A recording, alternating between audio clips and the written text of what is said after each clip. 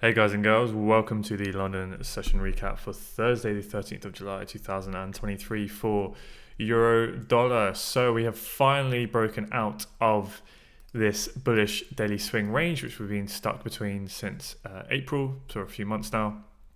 And we have that confirmed bullish break of structure, so we're just continuing this overall bullish trend, right? Really clean structure, which is nice to see.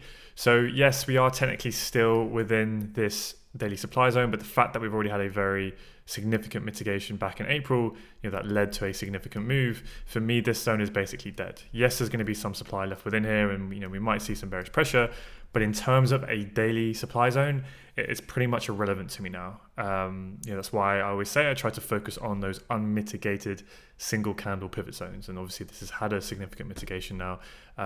So for all intents and purposes, the way my brain is visually viewing the daily chart, the next real key level of supply is probably up here. Nice level that took liquidity. We had a bit of a mitigation there and then led to that break of structure. So there might be some supply within here.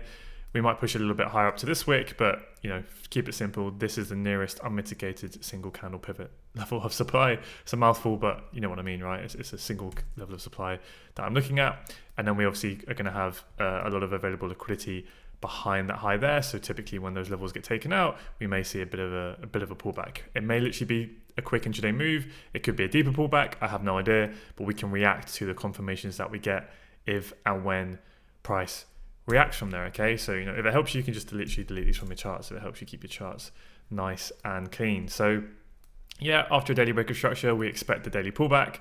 But obviously when this is the daily time frame, these candles can go on for a significant amount of time, and that's going to be day by day by day. So we can almost trade this pro trend run phase for even maybe a couple of weeks. Sometimes, other times we'll break the high, we'll start chopping around and pull back straight away. So again, we have no idea. We don't need to know.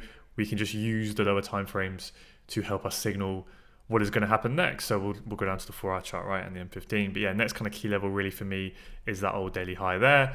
If not, probably expecting price to slowly make its way, or not slowly, but who knows, make its way up towards this level here. And that's as complicated really as that needs to be. But yeah, like I said, after a daily break of structure, we have to be wary that that daily pullback can kick in, which helps us with what on the 4-hour chart? It helps us to anticipate that potentially that 4-hour trend may switch bearish. But yeah, maybe not anytime soon, as we are moving up pretty damn aggressively. So obviously the last 4-hour break of structure was down here. This is quite overextended now. But I'm always hesitant to use that term overextended because it doesn't really mean a lot, because sometimes, like we know, we'll have a break of structure and we'll pull back straight away, and sometimes we can just go on and on and on. So yeah, as long as we keep getting that strong internal structure, especially in M15, then we can keep following it. In terms of nearby supply levels, if we scroll all the way back, we know that we've got that daily high, which I think will be a decent level to go. But before then, we do have a level of 4-hour supply. So I drew the supply just like this, just because you kind of had that sort of big thrust candle that came out and closed below it. So rather than kind of over refining it, I'm just aware that we can mitigate anywhere from here. But you can also push this up a little bit further to the single candle pivot zone if you want to be a little bit more accurate there. So yeah, in terms of the 4-hour chart, we've had those breaks of structure at some point, expecting a bit of a pullback to kick in. But yeah, we don't need to just try and capture the top of this on the M1.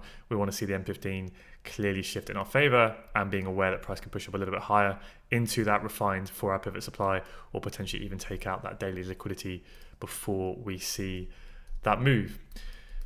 And even in more simple terms, it literally just comes down to wanting to wait for the M15 to clearly shift bearish, waiting for that phase C setup before looking for the short. So you can see we had that last break of structure here, quite a big M15 swing range.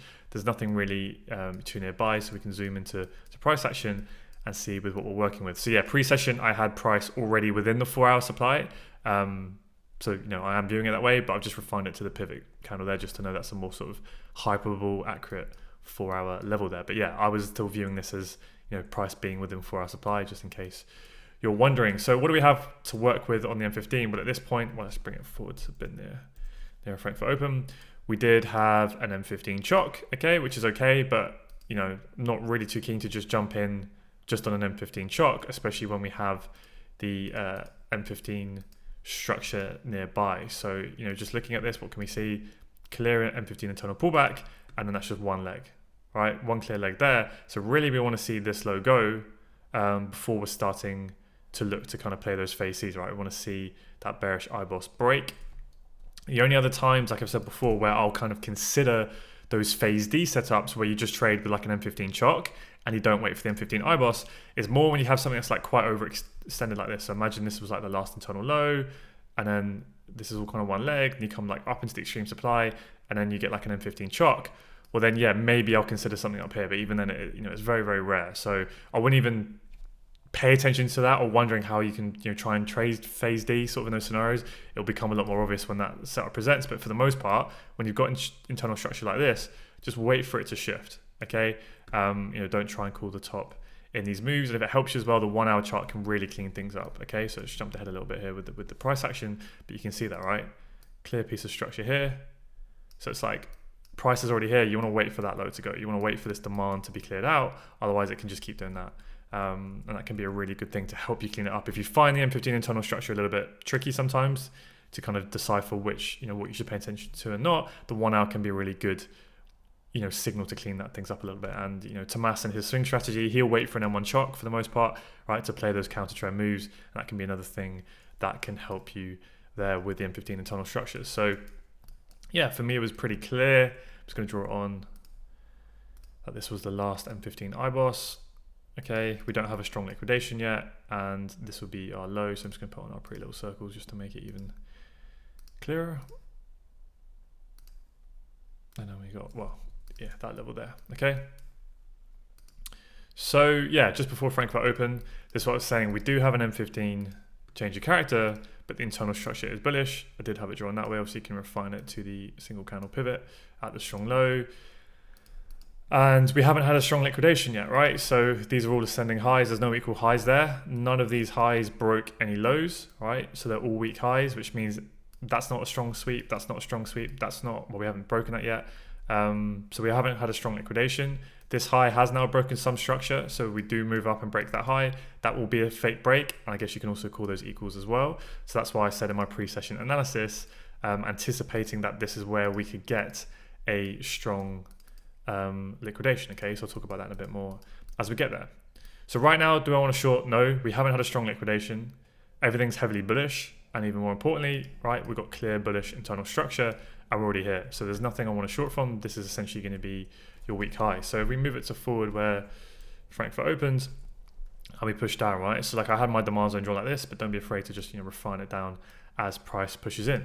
So can you look for longs from within here? Well, yeah, you're following it's phase A, which is pro swing, pro internal. You're buying from the strong M15 internal low, momentum strong. We are coming off 4 hour supply, but we haven't hit the pivot supply just yet. And it is quite an old zone to the left, which, I don't pay massive importance to compared to if it was a recent zone, right? But it's still there nonetheless. So yeah, it's aggressive, right? If you want to follow this order flow and try and capture that next leg, there's obviously logic behind, because I'm waiting for that to go for shorts anyway. So you may want to take the risk here, and then if you're wrong and we get the bearish IBOS, then fine. This then becomes your strong internal high, and then we can look for shorts and we get that move. So it just totally depends on your risk appetite. We do have some M15 lid here to the left, which you can potentially use. So how do we know if that inducement is near enough for us to look for an entry on a lower time frame? Well, again, it's the same thing that every liquidity entry model does. You look for the PBL that liquidated that strong level. So just draw your line across, and your M1 PBL will be up here, right? And that's your M1 entry there. Sorry, I just got something through on my phone. Okay, cool. So if you are, I personally wasn't looking at this, just to make things clear. I was happy to kind of just be a bit more patient for shorts. Didn't really fancy buying this against the 4 hour supply mitigation, but I'll talk about a bit more about that at the end in terms of being aggressive and stuff. But yeah, in terms of the entry, let's say you wanted to trade from this M15 in strong internal low. It's a phase A idea. You're basically just trying to capture that next bullish internal leg, hoping that the trend is going to continue and those swing pullbacks aren't going to start. If you trade the M1 and you're looking to trade a confirmation entry of that M15 level, you either want to see a liquidity entry model form here, or you can use the M15 lid to the left, but we would need to see this PBL fail, right? And that would be your liquidity entry model 1, I believe, right? So bang on Frankfurt Open, 7 a.m. UK time, we get the PBL fail, we get the change of character. There's obviously no flip here because price just pushes straight through. So in that case, nice and easy in terms of making the decision, we take the extreme. Now on the M1, it's quite over refined as it is. And when you get a big thrust candle like this, as I've said a fair amount, typically you don't really want to over refine too much and almost draw the POI to where the thrust candle closes above. So technically you could even draw it all the way up here, but it's quite big at that point. And very often I kind of just take the two candles like that, just otherwise you end up with a very big zone. So that's what you can do, and then either enter on the edge of the zone, or you may want to use the 25% rule, right? There's so many different ways you can do this. It's totally up to you. I'm just kind of trying to say that when you get those big thrust candles, very often if you refine it all the way down to the single candle pivot, price won't always pull back in. But again, it's up to you if there's enough risk to reward to those highs there or not, if you want to take that. But anyway, there would have been no tag, and price just ends up trading up and up. And yeah, I wouldn't be looking for any entries within there. There's nothing that meets that plan. And then we eventually mess around, but we chop around here and take those highs. Now, I did see some people looking at shorts from here, so let's talk about why I deem that to be very, very low probability. And this has jumped ahead a bit. It was before this high got taken. It's like, yes. Well, what's the positive confluence for shorting from here? Well, we're expecting the swing pullbacks. Okay, that's kind of tick number one. We were within that larger 4-hour sort of range supply, tick number two. We did have an M15 change of character. Decent bit of momentum down. It is a flip, right? It flips this demand here. Okay, fine. But what's the negative confluence? Well, everything's bullish, right? Overwhelmingly bullish. It's an old supply zone to the left. We haven't hit the refined 4-hour pivot supply, the actual single candle supply yet left. But just more importantly, let's keep it nice and simple. Look at the internal structure. All right, we're trading against the mitigation of the extreme strong internal low. Price is coming up. You're now trading from a weak high. That's really what it comes down to. Why I would not be interested in shorting from here. Okay, you're trying to short from weak high, equals behind. There's been no strong liquidation yet. There's very, very little positive confluence to look to get short from here. The times in which it can make sense to do that phase D setup, where you trade against the bullish internal structure, is if you're getting in at the start of the pullback, right? If this had to happen up here where you got the chock here and then price came in and tagged you in, I still wouldn't like that trade in this scenario, but it makes a lot more sense to get in here and then play the pullback down into demand in case the strong low holds. But what are you doing at that point? You're already trading after the objective is complete. Price has already pulled back into the strong low. It's coming up, and now you're trying to short from a weak high. So this is a very, very low probability trade, and one that can very easily be avoided. And in my opinion, you should avoid, right? It's not a trade that I would ever recommend you take, really. So then we push up, and this is when I'm thinking, okay, well now we may have that liquidation that I'm looking for, right? Because this is a high that broke some structure, so now we may be getting that liquidation. So what you can do is draw on your M15 PBL if it helps, right? And this for me is the demand that caused a liquidation of the high. So then price pushes up into the refined 4-hour supply. You can also say that this PBL has held now, because what has happened when it was created, price pulled back, mitigated that demand and pushed up. Okay, so now for me, there's not even that M15 strong liquidation, or you can view it as like that was efficient price action and now it has failed, right? It's kind of a bit of those ones you can kind of view that either way. But if you did view it as a PBL fail and therefore confirming the liquidation of these highs, and we do have an M15 chock, why would I not be interested in looking to short from this level of supply? And why do I see it as very low probability? It's the exact same reason as why I don't want to short, why I don't want to short from this high. Because look at the internal structure. All right, lows are holding, breaks the structure, and now prices come back down. So yes, we've had a liquidation of these highs. Yes, we've had a mitigation for our supply, but you're now shorting against the mitigation of the strong low at the extreme demand. So that is the more probable move. So can you see here how, I know it's a bit tricky to get your head around at first, but this is a valid liquidation. It's confirmed with the PBL fail, but at the same time, it is also a confirmed bullish IBOS. They can be both true at the same time, okay? So if you're going to trade that liquidation at PBL fail against the bullish internal structure, it needs to be up here where you get like the chock and you get in the move up here, and this is a strong low, and you can get in short to play the pullback, right? You have risk to reward on your side, but at this point you don't. You're already against the strong internal low. You do not want to be shorting from this high, okay? So at that point, yes, this is a valid liquidation, but I have zero interest in wanting to short from here because this is a strong high. So this is a weak high, right? You're trading against, let's draw it on properly. This, I mean, and you don't need to get even complicated with trying to figure this all out. When just keep it simple, focus on phase C, I just want to keep going over it to really kind of drill it into your heads. Like, this is what price is doing. Do you want to short against this low? No. Okay, that's the more probable move. Now, some of you look for some longs from within here, which was cool to see, and they are definitely valid. Same, it's basically the exact same logic as that first long here. If anything, this actually almost looks a bit better in terms of like, you kind of got that clear, like aggressive structure. It's a well-formed range. What do I mean by that? Well, typically strong lows, you know, in a bullish market, how do they form? They take liquidity, mitigate a prior low, right? You're following that demand chain, grab liquidity, broke structure with momentum. Like, it's not like kind of small little corrective, you know, internal structure that forms through Asia. Like, this is clear, strong bullish structure forming through European volume, the European session, taking liquidity. Like, you know, it's a very clear, strong low. So yeah, if you are going to kind of more aggressively follow those phase A setups, then it makes sense to do it in this area. I personally skipped it today just because, you know, this is a liquidation. We did have the PBFL, we did have the chalk, so there is valid supply here, and I can just see it going either way. Obviously, longs, like I've said, are more probable in this scenario, but I just didn't really fancy trading against it in case, you know, that was the mitigation. You know, it's quite a strong retrace from 4-hour supply with the liquidation.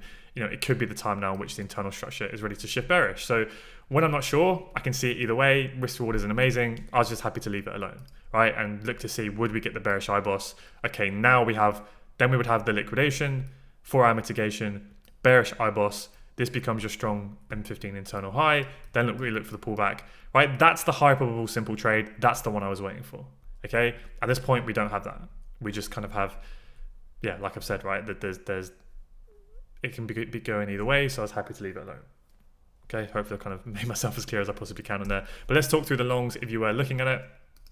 So on the M1, I mean, potentially you could have even left your confirmation entry on. It obviously would have turned into a risk entry at that point. Or if you're looking for the confirmation entry here, there was a fake break scenario. So there's your M1 fractal high.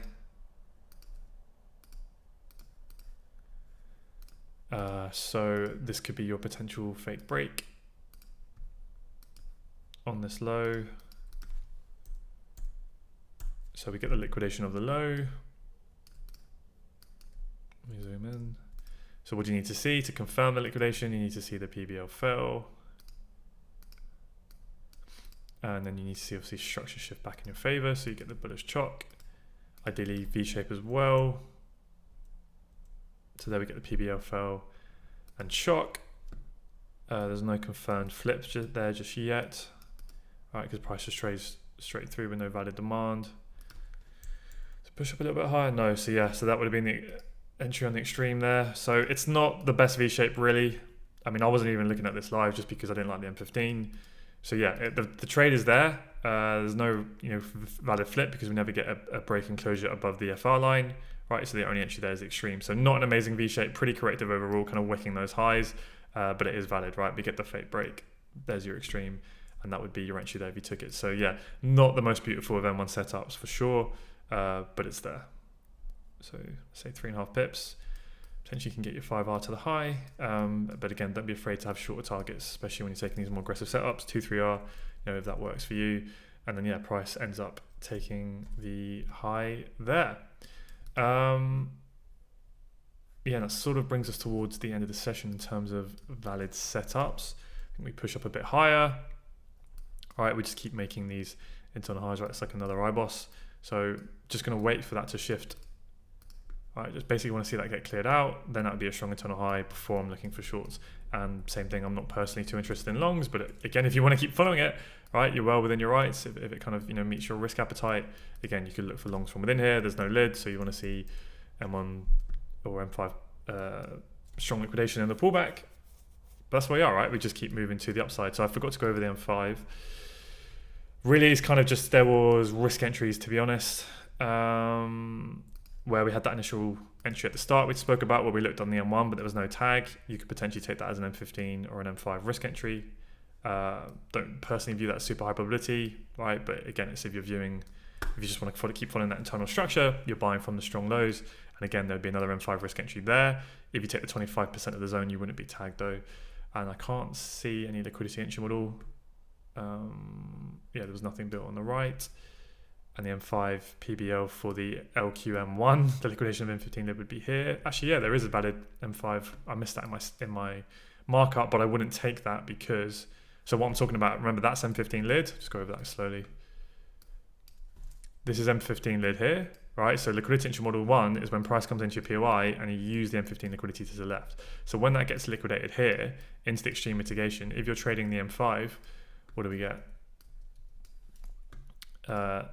There's a liquidation, look back up, there's your M5 PBL. Choose the correct box. And there's your flip. So you get the chock, there's your flip, and that would be your entry there, but you know, you've got no risk reward to the highs there. So unless you're going to target further, then maybe, but then they have to deal with these pullbacks. So that's why I wouldn't take that trade, because you won't really, you know, whatever your R is that you're targeting, if it's 2R, 3R, you want to be able to get that to that nearest key level, because otherwise you've got to try and ride out that pullback there.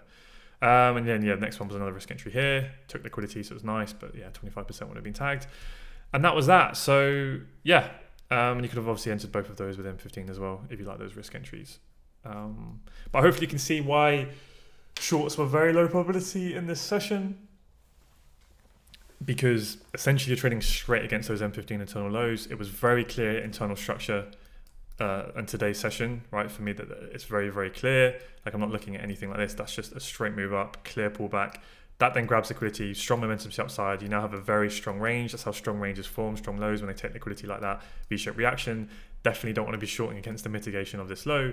And yeah, obviously the thing I was going to talk about at the start is when we have these strong trending environments, not always, but a lot of times, you can get away with just keep following phase A and phase A. So again, it depends on your risk appetite. I was a little bit more attached to the shorting bias and waiting for, you know, to get those phase C shorts, which we didn't get.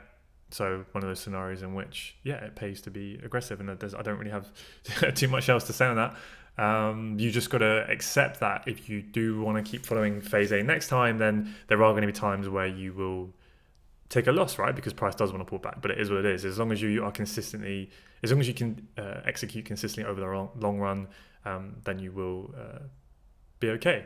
But yeah, I guess the only other little sort of mini thing I want to say to that with following phase A is probably not so much this one, but more so this one here. Like the way the range formed, it was, you know, very convincing, right? When it takes liquidity during London, right, strong moves up, you've got lid here, like there's a lot more going for this one, even though we have had to refine for our POI mitigation and technically a strong liquidation there, but this just is I'd have much more confidence taking along from this sort of POI than like, you know, kind of a low volume Asia POI like that. But yeah, it is what it is. So hope you guys took some value from that, and I'll see you in the next one. Cheers, guys.